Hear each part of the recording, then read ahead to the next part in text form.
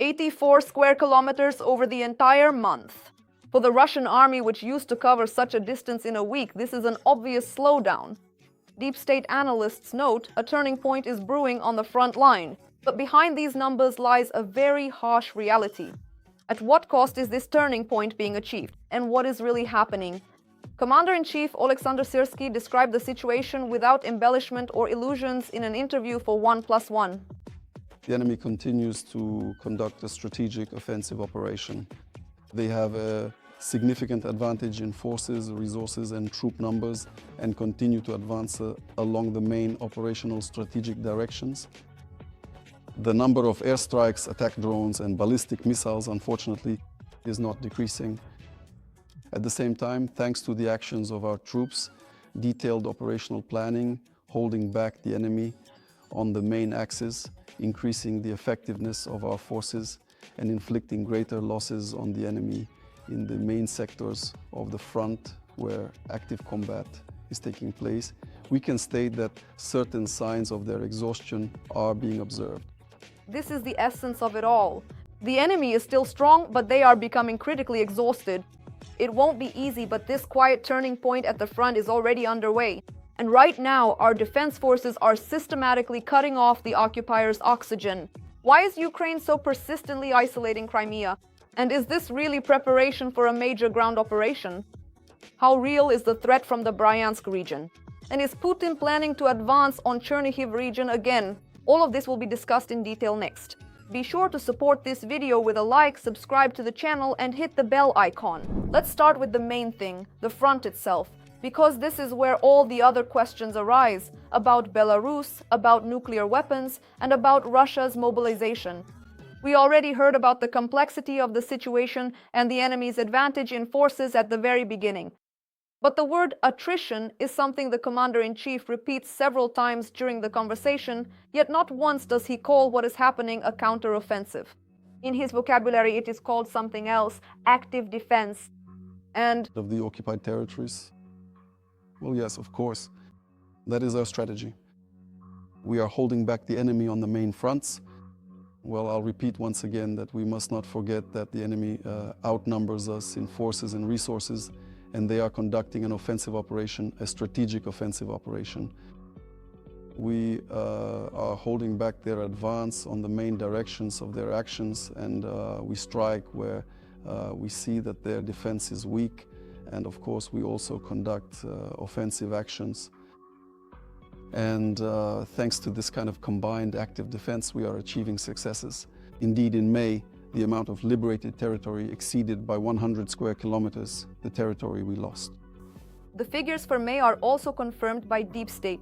For the second month in a row, the defense forces are liberating more territory than they are losing. In June, the enemy managed to occupy only 84 square kilometers. And this is despite the fact that some of our troops' successful actions are not being disclosed at all for security reasons. The number of assault actions by the occupiers has in fact increased again by about 4 to 5%, but their effectiveness continues to decline. The Russians are making their greatest efforts to push in the Sloviansk, Kostiantynivka, Pokrovsk and Huliaipol directions. Over 200 combat clashes are recorded there in a single day. Near Sloviansk, our troops repelled the first large-scale mechanized assault, and now enemy equipment is being destroyed even as it approaches, far from the front line itself, so that it simply doesn't have time to reach the attack. As of today, since the beginning of the year, we have managed to liberate, well, almost over 670 square kilometers of our territory. This is most noticeable in the south. There, the logistics of occupied Crimea are being disrupted. In the rear, such footage causes euphoria. Queues to leave Crimea, power outages, fuel shortages. But, according to the commander-in-chief, behind this is not just one spectacular image. Well, you understand, a whole range of measures is being carried out to weaken, paralyze its logistics, prevent the redeployment of troops to various sections of the front, deliver ammunition, destroy ammunition depots, fuel in the tactical operational depth, and to paralyze the work of its rear of its operational groups, and of course to disrupt all its strategic and operational strategic transportation. So in fact, we are observing this entire set of measures that the armed forces and, in general, the defense forces are carrying out. That's why this is a complex work, a complicated plan, and it is being successfully implemented. These strikes are not random, isolated actions, but part of a system that the General Staff refers to as 3 levels: deep strike, middle strike, and front strike. Each one targets its own objective, and together they produce the cumulative effect of attrition that Syrskyi talks about. With deep strike capabilities, we are destroying their economy, targeting their oil refineries, storage facilities, and fuel, because essentially this is about depriving them of resources, depriving them of the ability to produce weapons and ammunition, military equipment, or let's say those factories that, again, will have dual-use purposes. A middle strike paralyzes the work of its logistics, its operational rear, destroys the stockpiles that are kept in the operational depth, and the enemy is forced to move them deeper into their territory, which also has a negative effect because with our strikes and middle strikes, we impact all the logistical supply routes. That is, we are paralyzing their logistics. And in this way, we reduce their ability to use weapons and deliver these weapons, ammunition, and other material resources. And these are not just words. According to the Commander-in-Chief, this is evident in the very statistics of enemy attacks. As of today, this number is already 722,000, including the operational reserve. And the number of main directions where the enemy is conducting active offensive actions has also decreased. If previously there were 13 directions, now we can talk about 7 directions. And even among these 7 specific options, we can basically single out 4 primary and distinct main directions to follow. That is, the enemy's activity has decreased, and quite significantly. I wouldn't say it's by half, but by a third for sure. A strange paradox emerges. The number of directions for the enemy's offensive is decreasing, but the overall size of their grouping is not.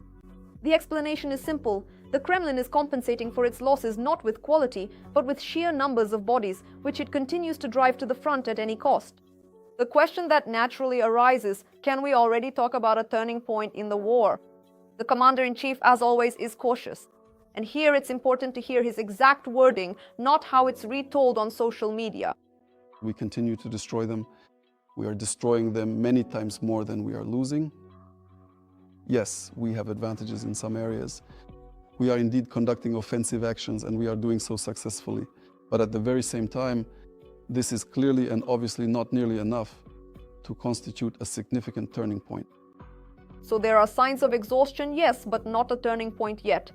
According to Syrskyi, the situation can only truly be called a turning point when Ukrainian forces begin advancing at a pace of 18 to 20 kilometers per day in the main sectors. For now, we are talking about meters, square kilometers, not about dozens of kilometers in depth. And why can the Russians still field such huge numbers at the front despite their colossal losses?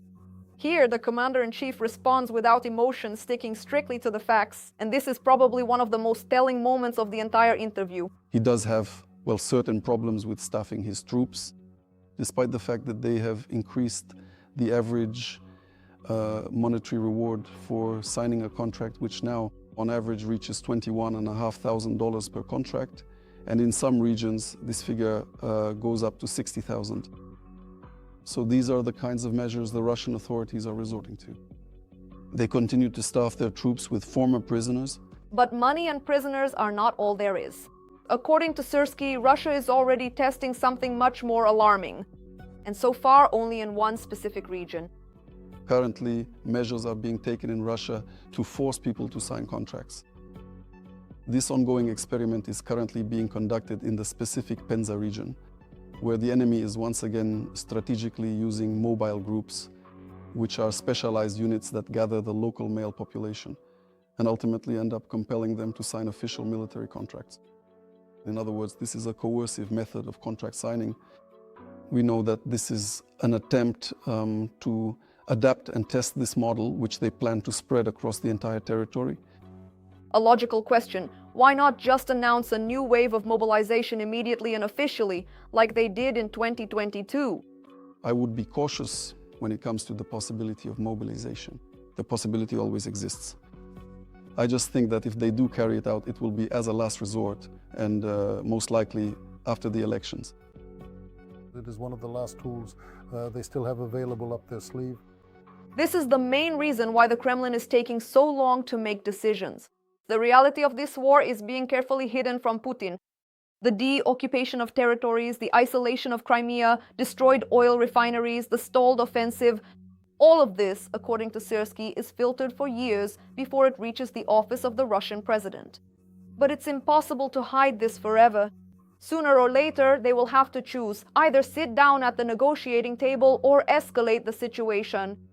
An escalation in the rhetoric of Russian propagandists lately is increasingly being hinted at as the use of nuclear weapons, especially after a series of high-profile strikes on oil refineries in Moscow and on military-industrial facilities deep inside Russia. At that point, the media and ideologues of the Russian world began openly calling on Putin to resort to nuclear blackmail. Syrskyi was asked about this directly. We understand that this argument would put him completely outside the law worldwide. Because there is a tribunal, we know there is a warrant for his arrest. So I think he won't resort, well, at least for now, to such measures, definitely. But if the nuclear card is more of a tool for intimidation, then the real threat, according to the commander-in-chief, lies in a completely different area in the north. At the beginning of the conversation, Syrskyi confirmed, Putin personally instructed the Russian General Staff to calculate options for an offensive operation from the territory of Belarus with the aim of putting pressure on Kiev. We must take into account all, even the worst possible scenarios.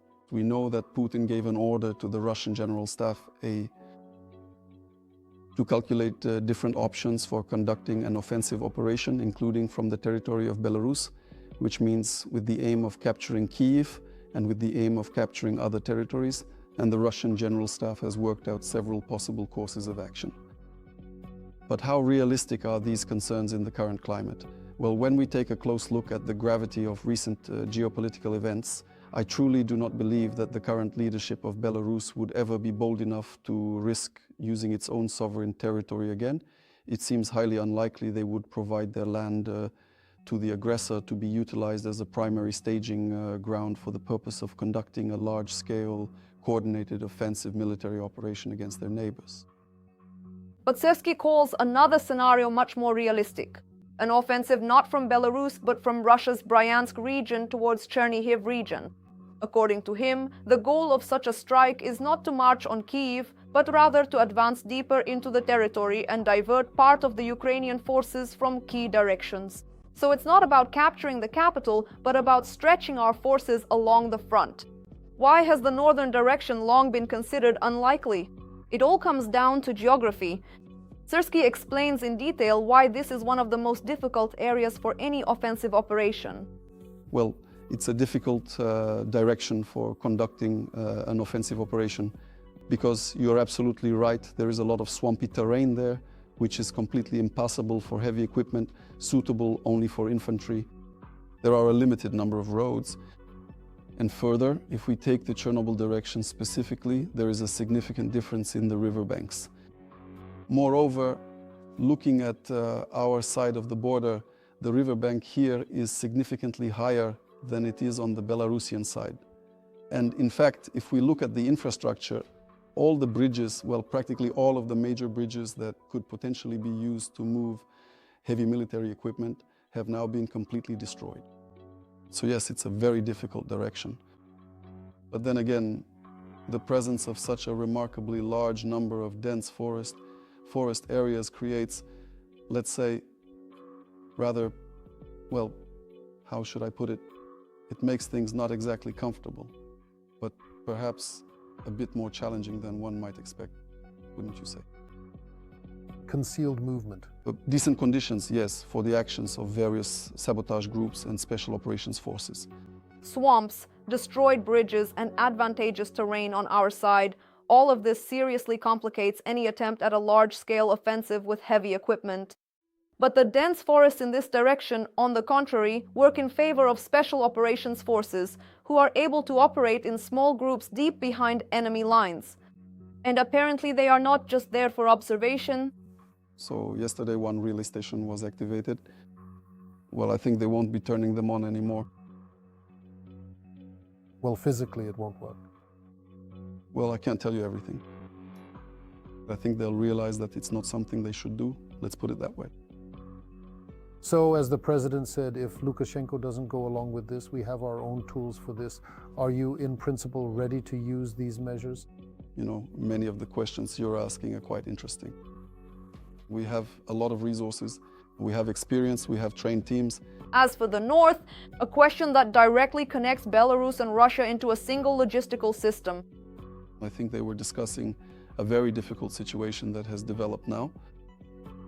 The primary challenge at hand is likely, first and foremost, centered on the continuous provision and logistical supply of the Russian group, with multiple different categories of fuel and various other essential material resources, because we know that there are about 100 enterprises in Belarus that work for the economy, for the military economy of the Russian Federation in various forms and ways, whether through direct deliveries or components. So I think they have plenty to discuss under the current circumstances. So, what do we have as a result? The front remains difficult. The enemy still has superiority in forces, but the pace of their advance is slowing, while bridges, depots, and oil refineries are burning with enviable regularity. The threat from the north is real, but geography and our strikes make it much more complicated for the Kremlin than the Russian staff officers would like. And nuclear blackmail remains, for now, just a tool of intimidation rather than an actual plan. The main thing is not a single victory or one breakthrough, but a system of deep strike, middle strike, and front strike, which operates simultaneously and gradually wear down the enemy at all levels at once. And judging by Deep State's figures, this system is already delivering results in May and June. And that's all for now. Like and subscribe to the channel so you don't miss the next analysis. And write in the comments how long you think the Kremlin will be able to hide the real situation at the front from Putin. I'm interested to hear your opinion. See you next time.